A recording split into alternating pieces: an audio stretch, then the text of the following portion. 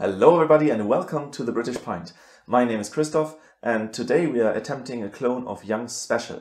Young's Special is a beer that I drank back in the UK in June on my holiday, so I think I have a decent memory of what it tasted like. And I recently realized that the yeast of Young's, or at least one of the yeasts that is allegedly Young's, is available at the moment. That's the Y yeast 1768, which is part of the private collection, so it isn't available for sale all the time, but it is currently, summer of 2022. It's called English Special Bitter, and there are some people on the internet who say that they know where this yeast comes from back in the day when Y yeast was still small, and it's definitely Young's, and it's supposed to be the same as the White Labs 32 Classic Ale. Then there are other people here with more recent knowledge that apparently got a message from Y yeast saying that this is not one from Young's, but rather one of the other strains from Fuller's, apart from the main one.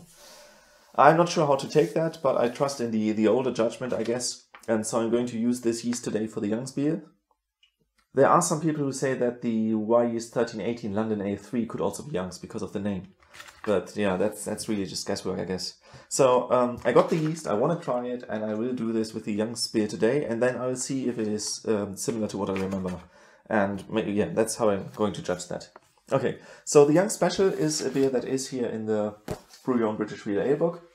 So I have some information on that.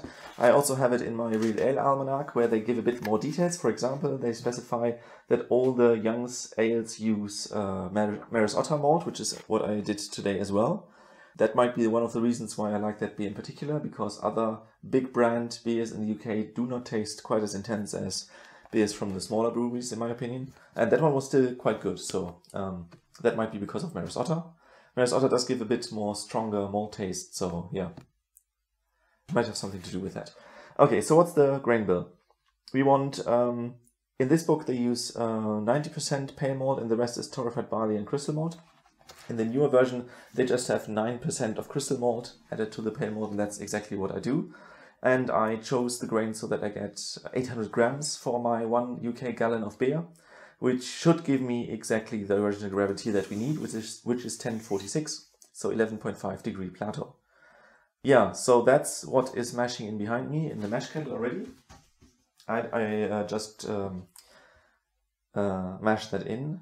And then the next part of the ingredients would be the boil, the hops. And for that I have East Kent Golding cone hops and Fuggle pellets. And here they use, for the amount that I make, 5 grams of Fuggle and 5 grams of Golding for 90 minutes in the boil. But they never calculate post-isomerization time. And I did notice with all the recipes in this book that usually mine taste more bitter than what I'm experiencing in the UK. And that's definitely because you need to take that into account. So if I just into one of these more modern calculators type in 10 minutes of time that I need to cool my beer down below 80 degrees, that's the post-isomerization time, then I already get to 40 IBUs in this case. And I need 32. So I toned everything down to 3 grams of Fuggle and 3 grams of Golding. And then the aroma hopping is what I will leave constant because it's relevant to the flavor, which is 4 grams of East Kent Golding in the last 10 minutes. This one is also dry hopped with a few cones, so hop cones of Target, which I will probably going to do with 1, 2, 3 grams, so we'll see, just a few cones. And I will do that towards the end and probably at room temperature, because it's not specified differently here. We'll see. Some hops do taste quite different between room temperature dry hopping and fridge temperature dry hopping, and I think East Kent Golding is one where that's really difference of night and day. With Target I'm not too sure, but I think it gives just a very clean lemon flavor if you dry hop it. I did the similar thing with the Fuller's ESB and that was quite decent. I'm going to do the same here. Okay, that is the recipe, then the yeast. I'll smack that in a second. Actually I can't smack that now, where's the... here. Yep.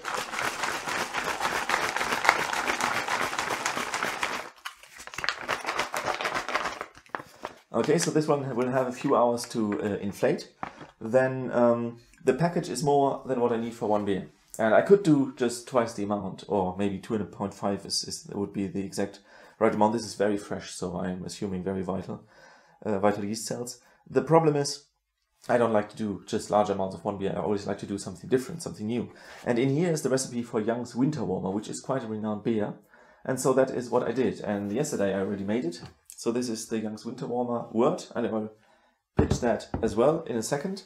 This should be fine from last evening. This is not old. In there, they use 70% Maris Otter, 7% crystal malt, a bit of enzymic malt, which I also used for Maris Otter, and then dark sugar 20%, which is, of course, difficult to estimate. They probably have a proprietary mix for themselves.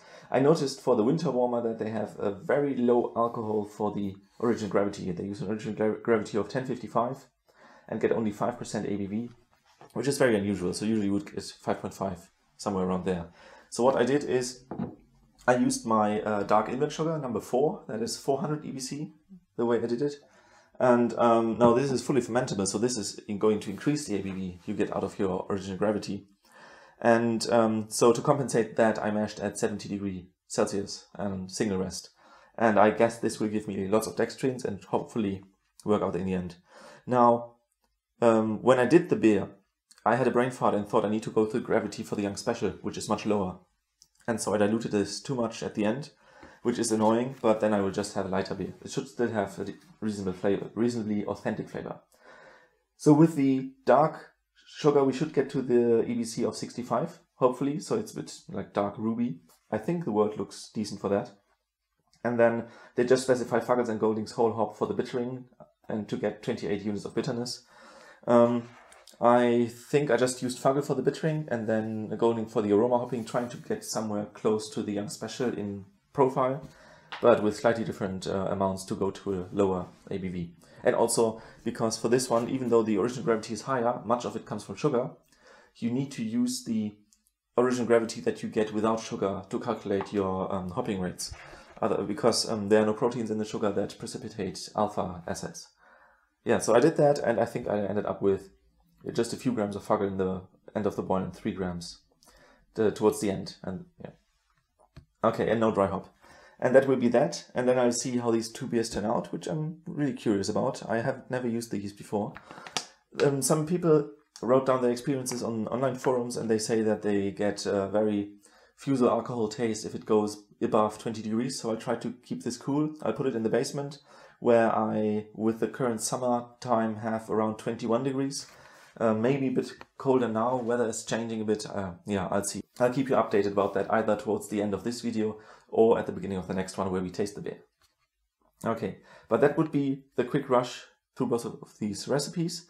And yeah, I will just give you a few snippets of what the beer looks like. Yesterday I took a video of what it looked like during sparging. Sparging works really nice with these lower alcohol beers where lots of it comes from comes from sugar, because I just use the same amount of water, have less grain, sparging is easier.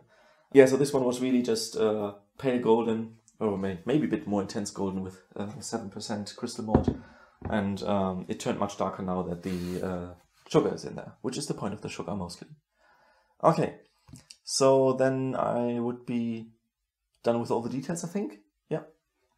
And then enjoy the snippets of today's brew, and then we'll see each other again in the next video, which will be the tasting.